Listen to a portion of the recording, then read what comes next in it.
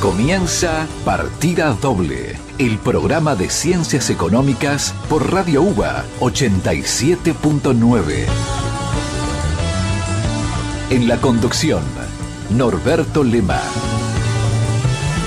Coordinación temática y columnas, Andrés López y Oscar Cetrángolo. Producción, Unidad de Comunicación Institucional de la Facultad de Ciencias Económicas de la Universidad de Buenos Aires.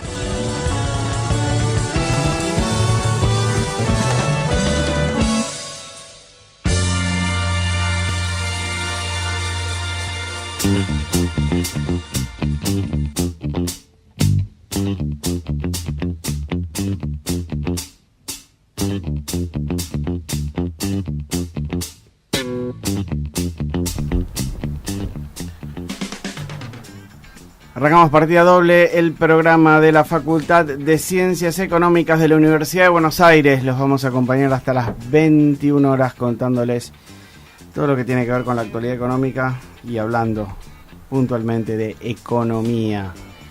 Me acompañan los profesores Andrés López y el profesor Oscar Cetrángolo. Tenemos un invitado que después vamos a presentar también. ¿Cómo le va? Muy bien. ¿Cómo andan? Buenas noches. ¿Bien? Muy bien, muy bien. ¿Usted? Bien. Regresado de Sao Paulo. Estaba más agradable el clima que acá. Eso es mucho decir. Sí, bastante más agradable que acá. Estuve ¿Fue a votar? ¿Qué? ¿Fue a votar? No, llegué a un Brasil con Bolsonaro recién ganado. Ajá. Y fui al Salón del Automóvil. Y la gran novedad es que llegan los autos eléctricos a Latinoamérica. La gran novedad del Salón del Hace Automóvil. mucho que estamos con ese. No, bueno, pero se empiezan a vender. Después vemos. Venderlos van a vender. En diciembre ya llegan 2 autos eléctricos a la Argentina. ¿Sí? Lo trae la fábrica de Nissan y General Motors. Empiezan a vender 2 vehículos eléctricos aquí. Después cómo lo van a cargar, dónde lo van a cargar, es otra historia. Pero por lo menos tienen casi 400 kilómetros de autonomía, así que pueden llegar de acá a Mar del Plata, llegan. Después ya tienen 400. 400. 380, 360, 400, depende del uso. Así que a Mar del Plata llega. Después ve cómo. Yo era chico y tenía una escala eléctrica, era eléctrica. Era eléctrico. No hacía tanto Sí, espaviento. sí, bueno. No sé. Y antes que electrificaran el Roca tenía el tren eléctrico también, ¿o no? Qué Sí, difícil por ejemplo. ¿Tienen escobillas también? No, pero son muy lindos, manejé 2 y la verdad me agradaron mucho más de lo que imaginaba que me iban a gustar. Muy bien. Así que bueno, tenemos buena música hoy también. Como siempre. Así es. Música alegórica con el tema a tratar el día de hoy. Sí, Así es. Bien. nuestra vocación. Bien, yo alegando el tema laboral, Sí. traje Hard Day's Night, un clásico, si Está se muy quiere, bien. que habla de un día laboral complicado. ¿Usted qué trajo, López? No se consiguió lo que traje, así que tengo que ahora estoy. ¿Te sabotearon? Ahora estoy Bueno, veamos ahora en un ratito. ¿Usted qué trajo? No se preocupe, algo vamos a trajo? encontrar. Elvis Costello. Lindo el Costello. Elvis Costello, está muy bien. Welcome to the Working Week. Bueno, ¿qué quieren, ¿con quién vamos a arrancar? Con Costello. ¿Elvis Costello? Me pregunta. Y me dice, sí. Empezamos A mí algo siempre. alegre. Yo cuando empecé me sonaba raro decir Costello porque me acordaba de Abbott Abbott y Costello, claro, pero no, esto es otra. Raro. ¿Por qué no? Era raro. Vamos con Elvis Costello, volvemos en unos minutitos ya con nuestro invitado y con el programa de lleno. Muy bien.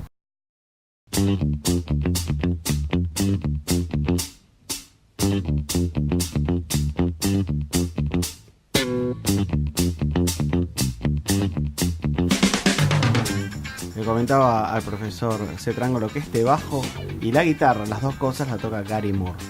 No habían escuchado nunca a Gary Moore tocar un bajo. ¿Toca bajo y guitarra al mismo tiempo? Eso sí que... Digamos que lo mezclaron en un estudio, Muy un bien. ingeniero de sonido, y quedó bastante bien. Ajá.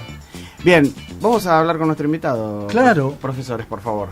Él es Fabio Bertranú, es un muy reconocido experto en mercado de trabajo, por eso los temas musicales que estamos eligiendo.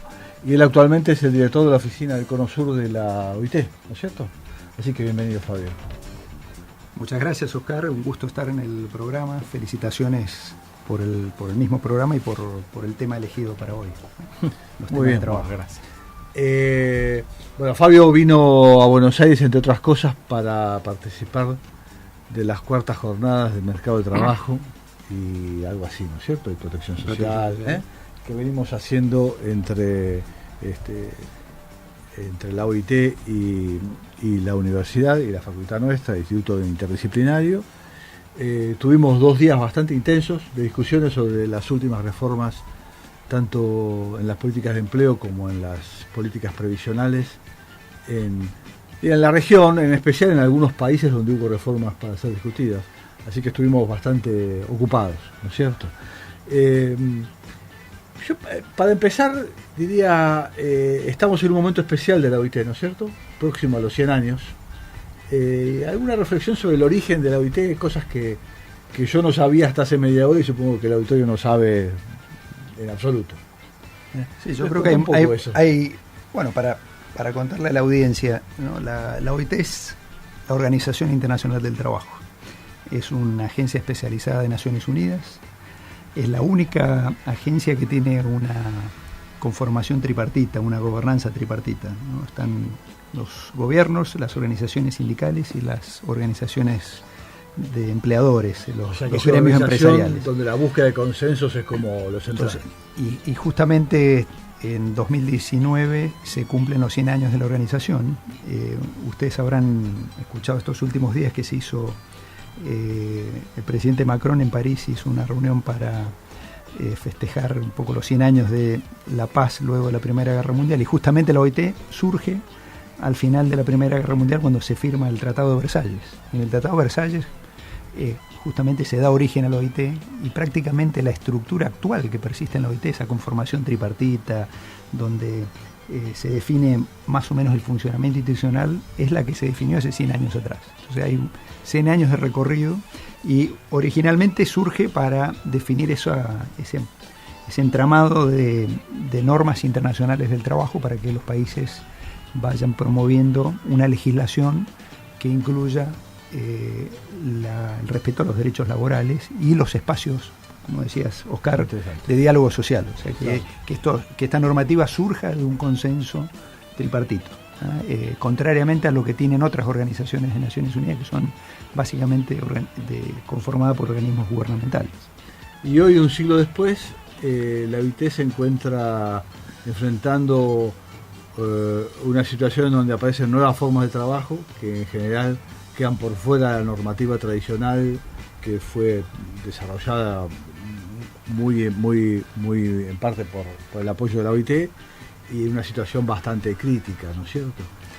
¿Cómo ves la situación del mercado laboral en la región y en especial qué está haciendo la OIT, ¿no? Es muy interesante ver los debates actuales respecto a las regulaciones del mercado de trabajo, porque algunos de los temas son muy similares a los que se discutieron justamente hace 100 años atrás. Ajá. En el mismo Tratado de Versalles, que era lo que se proponía como en el temario de la primera Conferencia Internacional del Trabajo. La jornada de trabajo, la regulación de las 8 horas, el respeto justamente a la mujer en el periodo de maternidad, y a distintos aspectos que tenían que ver con las condiciones de trabajo, las condiciones fundamentalmente de seguridad y salud.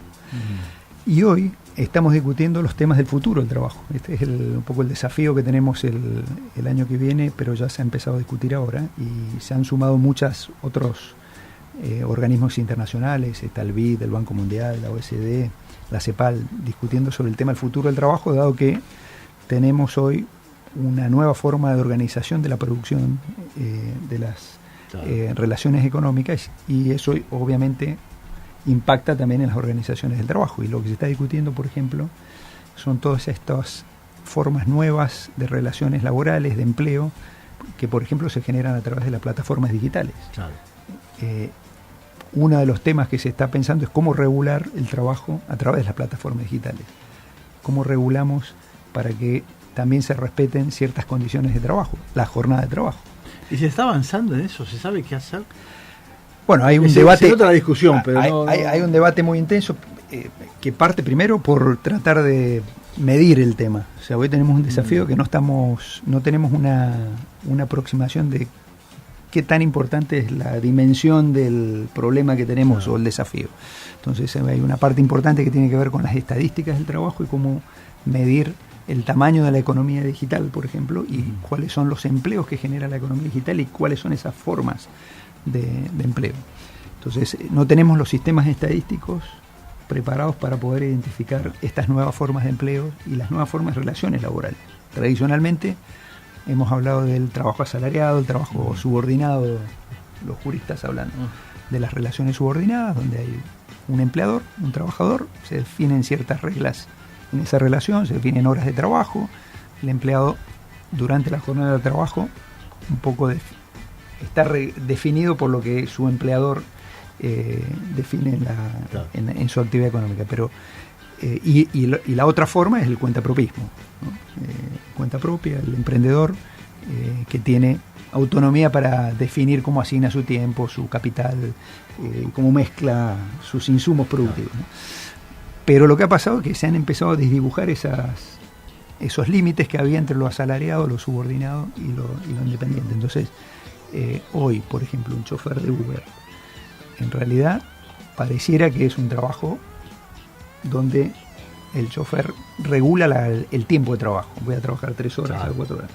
Pero a la vez está mediado por la plataforma, donde el dueño de la plataforma o el algoritmo le está definiendo a dónde tiene que ir, probablemente en cuánto tiempo tiene que estar, y también ciertos parámetros de productividad para que pueda tener una demanda estable. Entonces la pregunta es, ¿dónde está el límite de la subordinación y del trabajo independiente? También hay algo que es muy raro en el trabajo digital, que es la delimitación geográfica del trabajo. Digo, un trabajo que se hace en un lugar donde puede estar muy mal pago, tiene destino del lugar mejor pago y se destina a otro lugar para pagar menos también, ¿no? Es algo bastante... Esa es la otra característica y la otra dimensión que se está redefiniendo, el lugar de trabajo. Pues normalmente la relación... ¿Cuál es la legislación? Subordinada, ¿no? Era el establecimiento, la firma. Claro. Y de hecho, toda la posibilidad también de los derechos colectivos del trabajo, la posibilidad de la libertad de asociación que tienen los trabajadores, por ejemplo, para formar un sindicato, está mediada por el lugar de trabajo. Porque el sindicato se armaba históricamente y se sigue en general construyendo en el ámbito de trabajo. Claro. Bueno, hoy también se han borrado los límites de cuál es el lugar de trabajo. Entonces, es el domicilio, es el teletrabajo, es el trabajo a distancia. Todas estas nuevas formas están también mediadas por esa redefinición del lugar de trabajo. Hay gente que habla en realidad de que esto puede abarcar cada vez más actividades, ¿no? La gente que se refiere a la gig economy, ¿no? Que no sé si tiene una traducción en castellano, pero la idea de que muchos de nosotros vamos a terminar vendiendo nuestro trabajo de ese modo, ¿no? A través de plataformas digitales, en donde en lugar de tener relaciones permanentes vamos a tener demandas puntuales, ya no solo para llevar una pizza de un lado a otro como no sé cómo se llaman las personas que trabajan para Rappi, qué nombre tienen, pero bueno, en fin. Como los repartidores. Claro, pero quizás también, no sé, un abogado, un diseñador, un músico, en fin, ¿no? Digamos, y a su vez eso también tiene una parte, como todo es un fenómeno un poco ambivalente, ¿no? Porque uno piensa en el teletrabajo y tiene una parte que dice, bueno, qué bueno, la gente se puede quedar en la casa, se ahorra el viaje, etcétera, pero a su vez esta cuestión de lo que vos planteás de la asociatividad, los vínculos con otros trabajadores se van difuminando, y quizás también la cuestión de los reclamos colectivos. Son temas que no tienen una sola cara, ¿no? Digamos, tienen... justamente es parte de la discusión, el debate, que está muy intenso. En Europa hay foros que están intensamente discutiendo el rol también de las instituciones laborales tradicionales. Durante muchas décadas la OIT y sus constituyentes tripartitos han invertido tiempo, esfuerzos en definir todas estas normativas y de cómo definir las instituciones laborales, o sea, la inspección laboral. O sea, cómo funciona la inspección donde el trabajo se hace en el domicilio, claro. Digamos, siendo que uno de los principios es la inviolabilidad del domicilio. Entonces hay que redefinir, cómo va a funcionar la inspección laboral, la formación para el trabajo. O sea, hay una enorme oportunidad justamente también de aprovechar las tecnologías para poder hacer formación a distancia, pero bueno, no están preparadas las instituciones hoy para sacarle provecho, y porque también el esquema de formación tradicional ha sido en el lugar de trabajo, la formación, o en los establecimientos de formación profesional o establecimientos educacionales. O sea, hay que repensar toda esa institucionalidad. Y uno de los temas que tratamos también, la protección social. O sea, la protección social justamente surge más o menos hace poco más de 100 años, con Bismarck, con el primer seguro social, a partir de esta idea que hay una relación asalariada y es la relación dominante en el mercado de trabajo. Y lo que está pasando es que, bueno, aun cuando no podemos medir muy bien, todo el mundo está hablando de estas nuevas relaciones de trabajo, ¿no? La gig economy, el trabajo por demanda a través de plataformas, pero todavía no tenemos una comprensión de qué tan importante es y cómo son los flujos de incremento de eso. Pero ciertamente está ahí, tenemos que tratarlo y hay que repensar todas esas instituciones. Repensar y olvidarse de reglas únicas para todos, ¿no es cierto? Porque incluso en la jornada laboral, en la época de la creación de la OIT, los trabajadores venían peleando por las 8 horas de trabajo diario desde hace tiempo y se fue consiguiendo. Pero en los últimos 100 años no cambió esa demanda. La demanda sigue siendo de 8 horas. No hubo cambios en la jornada laboral. En algún momento se pensó, de verdad que en algún momento se pensó en la posibilidad de bajarlas, nunca se avanzó. Pero de repente aparece otro colectivo en donde no existe para nada una restricción en términos de horas de trabajo, sino que se arregla de otra manera, ¿no? Entonces, es un mundo de trabajo con dos... Tal cual, el convenio número 1 de la OIT justamente es el de las 8 horas. Por supuesto que hay países que, digamos, los más desarrollados han logrado el promedio de horas semanales está por debajo de las 8 horas diarias, porque bueno, también han mejorado mucho en la productividad, a medida que más desarrollado el país en general, las horas promedio de trabajo son menores, pero esa es la otra redefinición de cuál es la jornada de trabajo, porque también se está redefiniendo la forma de medir el trabajo, ¿no? Hace 2 o 3 semanas terminó también la Conferencia Internacional de Estadísticos del Trabajo, que es una conferencia que se hace, una reunión técnica cada 5 años donde se adoptan ciertos estándares que tienen que seguir los institutos de estadísticas para poder justamente mensurar todas estas dimensiones del mercado de trabajo. Entonces, lo que se ha avanzado es reconocer que no solamente es trabajo aquel que se desarrolla en forma remunerada, sino también hay otras formas de trabajo que no están remuneradas, que se hacen en el hogar o en otros espacios, como el trabajo voluntario, ¿no? El trabajo que realizan mayoritariamente las mujeres de cuidado y los trabajos en el hogar. Entonces, hay una impronta para poder empezar a medir mejor cuál es la importancia de ese trabajo. Entonces, nuevamente, si esto es trabajo, ¿cuánto es la jornada en definitiva de trabajo de la persona?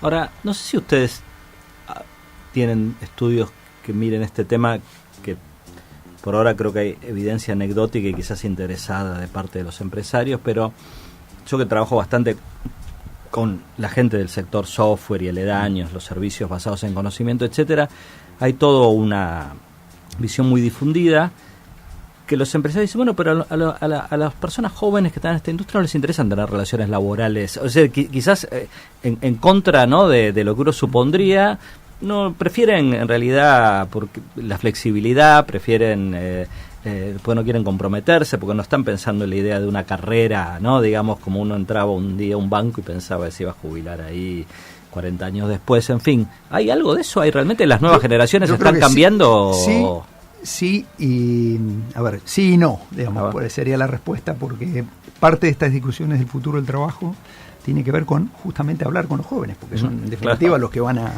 vivir los empleos del futuro y van a beneficiarse o sufrirlos. Y justamente hay esa doble aspiración de los jóvenes. Por un lado, tener justamente espacios más flexibles donde ellos tengan un poco más de autonomía. Eso es valorado positivamente, pero también hay una demanda de ciertas seguridades, que tienen que ver con ciertas seguridades básicas en las remuneraciones, de seguridades también en las otras dimensiones del trabajo, ¿no? Entonces, ¿cómo lograr cumplir con esas dos aspiraciones? En el sentido que antes todas estas seguridades que demandaba el trabajador estaban asociadas con el trabajo asalariado, con Claro. estar Sí, en sí. un ambiente definido de trabajo, con ciertas Claro. normas, con ciertos horarios, con ciertas protecciones.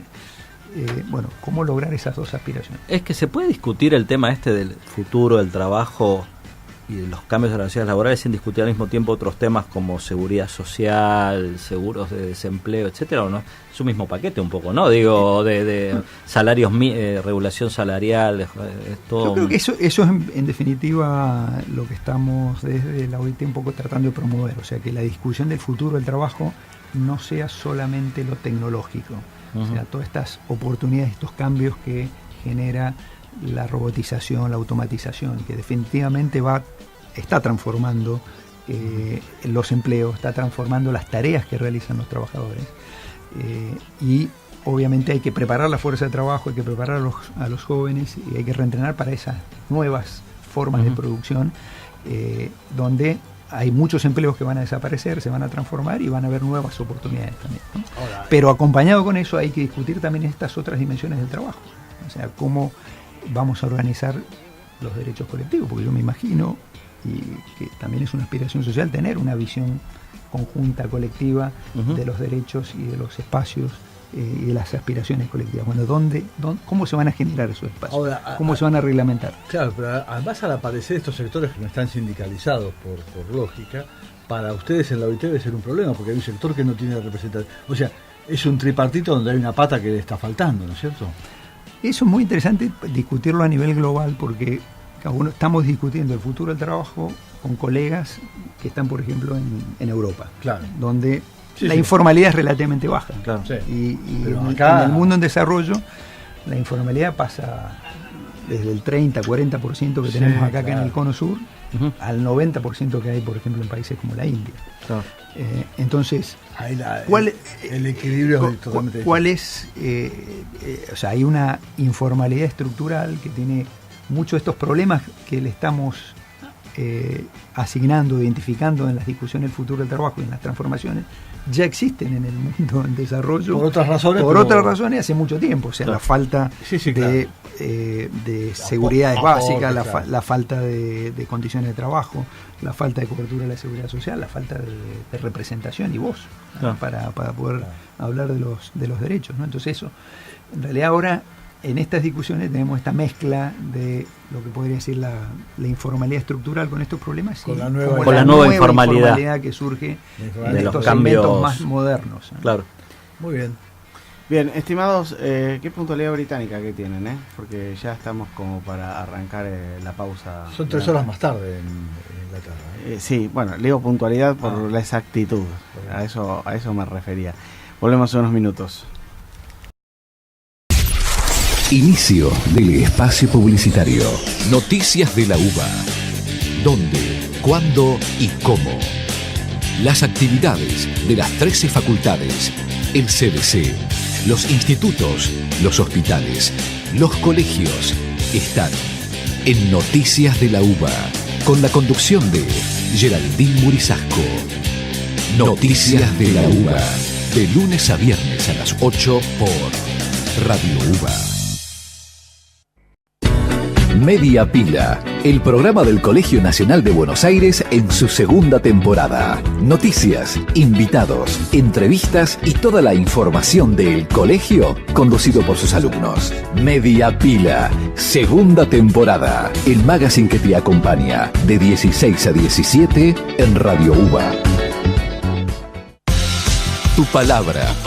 El programa de la Secretaría de Desarrollo y Bienestar de los Trabajadores Universitarios. Tu palabra. El punto de encuentro no docente en la radio. Escúchalo todos los jueves de 13 a 14 con la conducción de Belén Luise y Gabriela Bresán. Fin del espacio publicitario.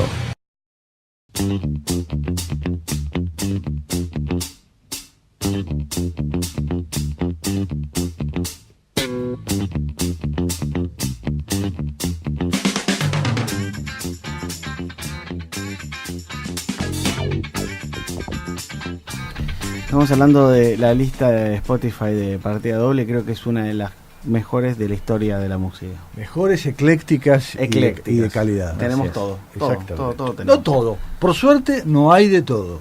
Ahí, Si hubiera de todo, no sería una buena lista. está faltando un cantautor argentino que a usted no le gusta. No, faltan muchas cosas que no son de calidad para entrar en esa lista. No. Bien. Estimado profesor López, ¿qué trajo hoy?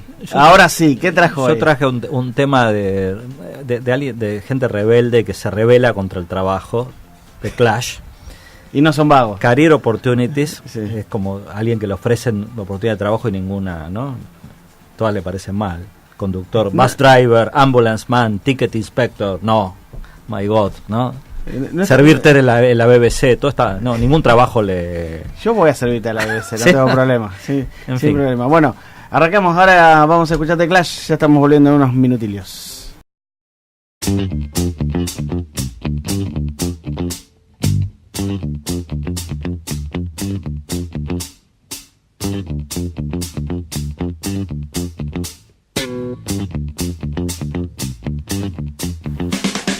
Hoy tenemos temas fuertes y cortos. Cortos al pie. Sí, muy bien. Tendríamos que complementar con uno de los Ramones, que también 2 minutos y 2 minutos ya está. Es muy punk eso de temas de... Así es. ¿Se acuerda del grupo 2 minutos? Que había un grupo que se llamaba 2 minutos. Piña va, piña viene. Sí. A caballo. Sí. Se llamaba 2 minutos. Hablaba de música de- punk. Cantaba, aparecía a caballo en el. Sí. disco. ¿Horacio Caballo? Horacio Caballo, porque Ah, mira. piña va, piña viene, lo que yo, entonces aparecía a caballo. No, Ah, mira vos. Mire usted. Sí, sí. Bien, sigamos Bueno. con nuestro invitado. Va a pensar que no somos un programa serio.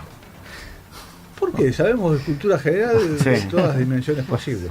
Ahora vamos a hablar de, si les parece bien, demos un giro sobre el mismo tema y pasemos a ver un poco cómo está la región en términos de protección social en esta coyuntura nada favorable. Ahí hay como la coyuntura complicada, pero también hay como fuertes demandas de cambios que son más allá de la coyuntura, ¿no es cierto? Entonces ahí hay un juego entre el corto y el largo plazo bastante interesante que hasta donde sé fue reflejado de forma bastante exhaustiva en un reciente informe de ustedes, ¿no? Sí, justamente, Oscar, sacamos un informe que hace un panorama de la protección social en América Latina y el Caribe. Y bueno, fue parte también de las discusiones que tuvimos ayer y hoy en las jornadas en la UBA, donde hicimos una discusión más acotada al desempeño de los sistemas de jubilaciones y pensiones. Pero antes de comentar más específicamente de ese componente de los sistemas de protección social, es importante, discutir cuáles son las encrucijadas que tienen estos sistemas en la región. Primero, hay que destacar que estamos en una región muy heterogénea, donde hay países que están mucho más avanzados en el desarrollo de estos sistemas, tienen sistemas más maduros, justamente fueron introducidos hace más de 100 años, que empezaron con estas formas del seguro social, después fueron evolucionando a esquemas más complejos, donde se articularon lo que llamamos los componentes contributivos, aquellos que surgen de las relaciones laborales asalariadas, donde hay una contribución que surge como parte del paquete de compensaciones, de prestaciones monetarias y no monetarias que surge de la relación de trabajo, y los componentes que llamamos actualmente como no contributivos, antiguamente eran los componentes asistenciales, ¿no? Claro. Pero han ido evolucionando desde formas más focalizadas, aquellas familias, trabajadores, personas que tenían necesidades más específicas o inseguridades de ingreso, a formas un poquito más universales, en donde se dan estas garantías de ingreso independientemente de la conformación familiar y de las edades que tienen estas personas. Entonces, hoy tenemos sistemas que son mucho más complejos, tienen distintos componentes y también siguen formas disímiles que no son muy homogéneas en términos de cómo se definen las condiciones de acceso a esas prestaciones, ¿no? Y a esas coberturas. Y tenemos todas estas diferencias regionales que les comentaba. Y además en el informe tratamos de poner un foco a 2 ámbitos que explican mucho del desarrollo de estos sistemas. Uno es lo que estamos hablando en la primera parte del programa, que es el desempeño del mercado de trabajo y las transformaciones que están ocurriendo en el mercado de trabajo, la fuerte incidencia de la informalidad, que limita justamente la posibilidad de tener esquemas de seguro social, porque tenemos una parte importante de los trabajadores que no están mediados por una relación laboral formal, en donde se puede definir una contribución y un aporte a la seguridad social. Y otras transformaciones que están ocurriendo en el mercado de trabajo, como puede ser la mayor inclusión de la mujer y problemáticas que tienen distintos colectivos, de los jóvenes, los adultos mayores. Entonces ese es un ámbito importante que condiciona, limita el desarrollo de la seguridad social. Y el otro es la fiscalidad, o sea, el desempeño de las finanzas públicas, o sea, cuál es la capacidad que tienen los países, las sociedades para generar recursos que puedan alimentar con recursos el sistema de prestaciones y de coberturas. Entonces, lógicamente, también tenemos un problema de informalidad económica y de ciertas limitaciones que tienen los estados para generar un espacio fiscal suficiente para recaudar recursos para dar estas prestaciones que básicamente lo que tratan es de dar cierta seguridad económica frente a distintos riesgos sociales. Una fiscalidad que le haga sustentable los esquemas en el mediano plazo, porque no es la discusión presupuestaria usual en donde hay que hacer un determinado gasto y se buscan los recursos en el momento. Acá estamos hablando de comprometer recursos en el mediano plazo para tener políticas de protección social sostenibles, ¿no? Ahí es importante la búsqueda de consensos, ¿no? Efectivamente, ahí lo que tiene de interesante toda esta área de la protección social, la seguridad social, es que involucra esto que llamamos los pactos sociales o acuerdos, claro, no solamente intrageneracionales, sino intergeneracionales, ¿no? Porque los compromisos de cobertura y de financiamiento de las prestaciones van más allá de una generación, claro, van más allá de la generación contemporánea, sino que involucran también a las generaciones futuras. Entonces, claro, estos sistemas fueron evolucionando a partir de esos pactos intergeneracionales, en donde y un poco, digamos, lo más simple puede ser el seguro de salud, donde, claro, hay un pacto intrageneracional donde los sanos aportan para cubrir las contingencias que tienen las personas que tienen, o sea, reparten los enfermos, digamos. Entonces, claro, pero en los sistemas de jubilaciones y pensiones, donde hay que pensar que hay una trayectoria laboral y hay después una trayectoria donde se completa cuando se retira la persona del mercado de trabajo porque ya no tiene capacidad para generar ingresos, o porque a cierta edad hay un interés de retirarse de la fuerza de trabajo. Bueno, eso requiere también una solución colectiva, ¿no? Y lo que ha pasado es que también en la historia reciente en América Latina ha innovado mucho en estos experimentos de introducir esquemas también basados en los ahorros individuales y en una forma de provisión que se aleja a la idea de este pacto social. Entonces, en muchos países, bueno, en Argentina tuvimos una experiencia durante unos años de la introducción de las cuentas, claro, individuales para el ahorro previsional, que han tenido un desempeño muy disímil y hay visiones muy encontradas. Pactos existentes, ¿no es cierto? Claro. Y ahora, una pregunta, yo de ignorante, ¿no? Porque ustedes son los que saben del tema, pero siento que en América Latina llegó digamos, en esta situación que vos describís de informalidad, digamos, y de falta de cobertura del sistema en términos de que hay un montón de gente que nunca ha aportado, nunca ha tenido relaciones laborales formales y llega a la jubilación y se plantea el problema de qué hacer con ellos. Se superpone una discusión que es la discusión de la extensión de la edad de la esperanza de vida, ¿no? Que creo que es distinta en un país en donde Noruega, donde, bueno, está todo el mundo bajo el sistema y entonces hay un desafío nuevo, pero que está dentro de algo que más o menos funciona o está estabilizado. Acá que ni siquiera hemos terminado de estabilizar lo antiguo, aparece un problema nuevo, ¿no? Bueno, justamente el reporte tiene una parte donde discutimos estos temas que están vinculados con el futuro de la protección social, donde uno de los temas tiene que ver con la demografía, uh-huh, porque no solamente es el aumento de la expectativa de vida, sino también el cambio en la estructura de edades que tiene, uh-huh, la población, claro, y también un cambio de la estructura también de la fuerza de trabajo. También eso se vincula con estas nuevas formas de producción y las oportunidades y riesgos que tiene también el sistema productivo. Entonces eso se traduce también en ciertos condicionantes para el desempeño de la protección social, y efectivamente el aumento de expectativa de vida ha hecho que los sistemas que fueron diseñados décadas atrás, que eran pensados para una expectativa de vida de promedio de 65 años, 70 años, hoy tengan que ser rediseñados para extender esa protección para una expectativa que en el cono sur, por ejemplo, está llegando a los 80 años en promedio. Entonces, obviamente eso tiene una discusión de, bueno, cómo se van a financiar, cómo se van a redefinir las condiciones de acceso. Uno de los debates más controvertidos es cuando se habla de la edad de jubilación, la edad normal de jubilación de los sistemas previsionales, y bueno, esos debates son muy intensos acá, en Chile, en Brasil, en Europa, en todos los países, pero de nuevo hay que apelar al diálogo, al consenso, para establecer una regla y un sendero de modificación de esos parámetros que determinan las condiciones de acceso y, en definitiva, el desempeño de los sistemas. Y ahí tenemos todavía un buen recorrido para cumplir.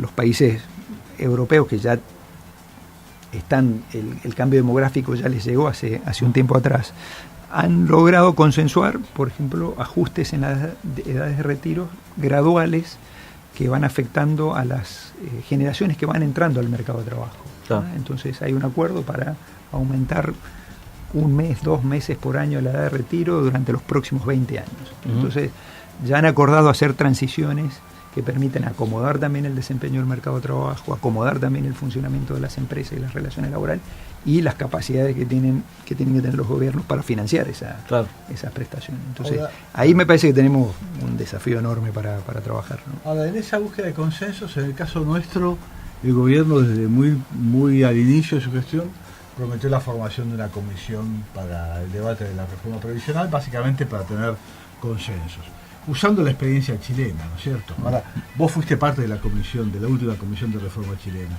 ¿Puedo contar 2 palabras sobre no tanto lo que se decidió, sino cómo funciona la comisión, qué fácil o qué complicado es encontrar un consenso ahí, ¿no? Eso han sido experiencias muy interesantes, y las comisiones, como todas estas formas institucionales que buscan las sociedades para tratar de lograr consensos, son controvertidas. Son controvertidas de la forma que están conformadas, la forma que funcionan, las conclusiones a las cuales que llegan. Y el uso que hace el gobierno de las conclusiones. Y las conclusiones. Pero me parece que eso hay que ser consciente de que esas discrepancias, esas distintas visiones van a haber. Pero me parece que es parte también de la madurez institucional que necesitamos, de ir generando esos espacios, para ir decantando y madurando, y también forzando a las instituciones para que generen la información necesaria para poder tomar decisiones del futuro. Entonces hoy tenemos restricciones muy importantes en la información que hay del funcionamiento del mercado de trabajo,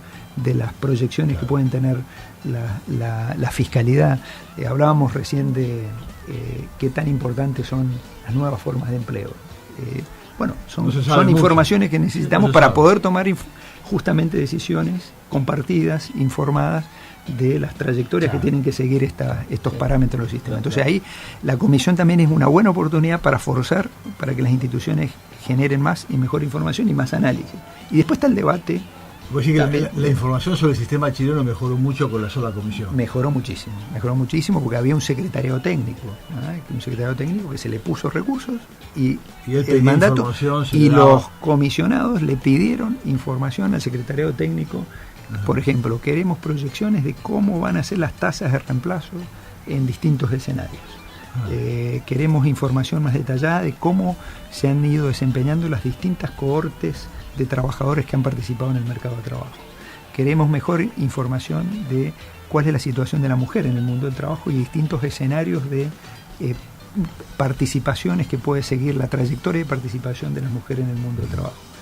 Queremos información de cuál es el impacto que tiene generar un bono o una prestación que compense a las mujeres por el tiempo que han estado fuera del mercado de trabajo por la maternidad, porque la maternidad obviamente eso es un ámbito privado de las familias, pero la reproducción social se logra a través de, Claro. y la sostenibilidad de las sociedades y de los sistemas previsionales se logra gracias a que haya un determinado nivel de natalidad y de reproducción social.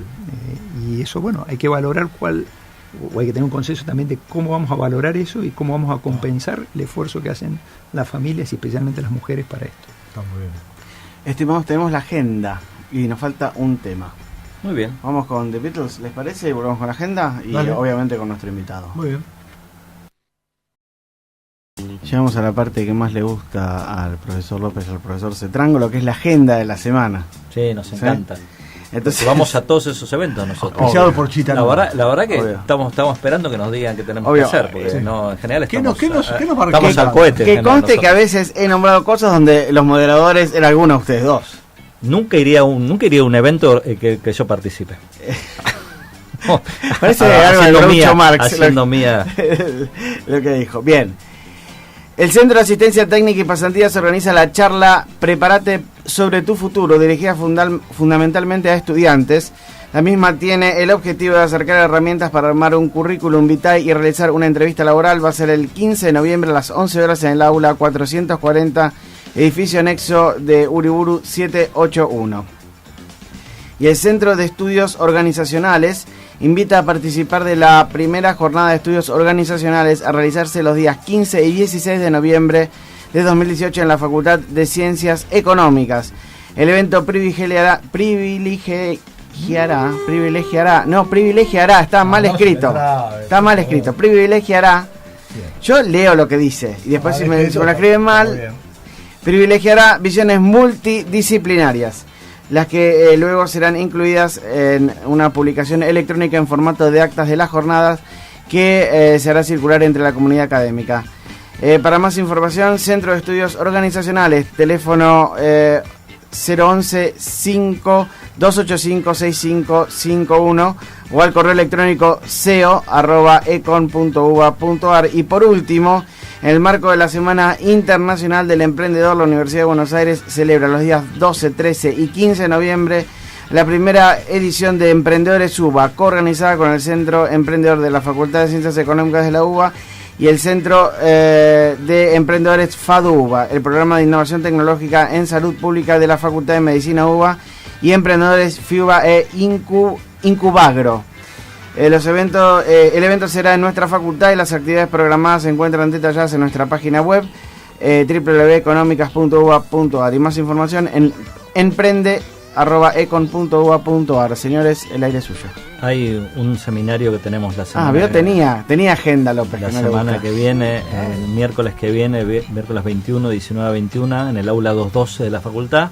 Van a estar Ramiro Albreu, Luciano Coan y Marina Dalpogueto, o Dalpolleto, hablando de perspectivas macroeconómicas en el contexto del acuerdo con el FMI. Así que si quieren una charla que los revitalice y los haga volver a pasar, terminar un Hard Day's Night. Ahí vamos. Viento en popa, no vengan, no digamos. Pero si quieren enterarse de alguna perspectiva real, están todos invitados. La entrada es libre y gratuita el miércoles que viene a las 21 horas en el aula 212. Impecable. Fabio, 2 palabras finales sobre la reforma laboral antes de irnos. Bueno, eso fue también tema de las jornadas que tuvimos ayer y hoy.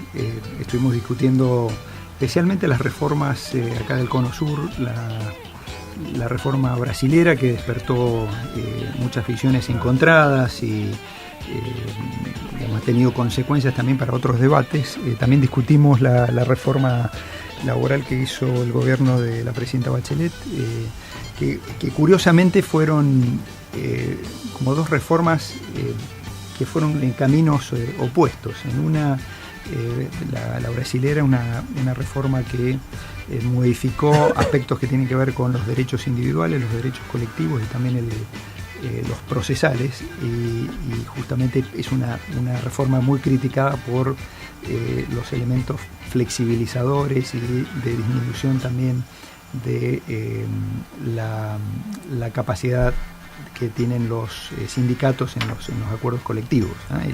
y las fuerzas relativas que podrían tener en las relaciones laborales. Por otro lado, estuvimos viendo el caso de Chile, que viene de una realidad muy distinta, porque todavía tiene un sistema de relaciones laborales, especialmente lo que tiene que ver con los derechos colectivos, la herencia de la época del gobierno militar de Pinochet, en donde se desreguló completamente y, por ejemplo, la negociación colectiva se hacía solamente a nivel de empresa. Entonces ahí hubo un proceso también de inclusión y modificaciones de reglamentaciones de los derechos colectivos para justamente fortalecer a los sindicatos y a la posición de los trabajadores. Entonces, me parece que este es un tema que va a estar en los próximos años sobre la mesa, un tema que me parece que no hay que eludir el debate.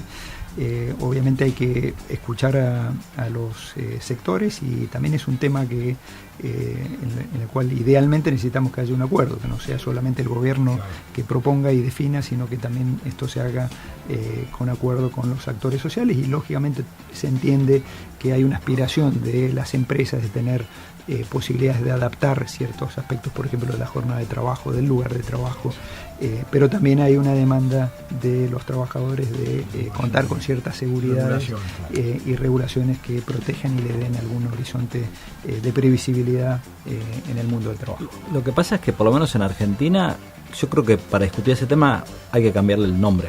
Porque reforma laboral en el imaginario del debate público está asociada más bien al modelo brasileño por definición, y en realidad es simplemente decir, bueno, las instituciones tienen que cambiar en el tiempo, porque si no se vuelven obsoletas. No, coincido plenamente, porque es lo mismo que el tema de la reforma previsional. Digamos. Hay muchos aspectos de la seguridad social, de la regulación del trabajo, que necesitan ir gradualmente discutiéndose, adaptándose, que no implican una reforma estructural, un cambio de rumbo completamente, pero ciertamente con estas nuevas modalidades de empleo, por ejemplo, hay que regular mejor todo lo que tiene que ver con el teletrabajo, el trabajo a distancia, el trabajo a domicilio, ¿no? Porque son formas nuevas que han aparecido. Esto que mencionábamos al principio del programa de los empleos que se generan a través de plataformas. Lo peor que puede hacerse es no regularlo, dejar que las fuerzas del mercado definan cuál es la forma de funcionamiento. Entonces, obviamente hay una regulación óptima para consensuar, y me parece que ese es el debate que hay que dar. Solamente una cosita, que los que quieran seguir este debate en las páginas, seguramente en los próximos días vamos a colgar todas las presentaciones en la página de la OIT y en la página de del instituto, de la facultad. Muy bien. Estimados, 21 horas exactas, una puntualidad hoy impecable. Nos vamos a encontrar el martes que viene a las 20 horas. Nos vemos. Y hasta las 21. Ya martes que viene estamos, ¿no? Estamos todo el staff completo. Estamos. Impecable.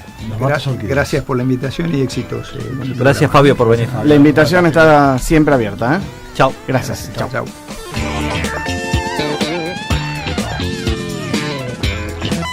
Partida doble, el programa de la Facultad de Ciencias Económicas por Radio UBA.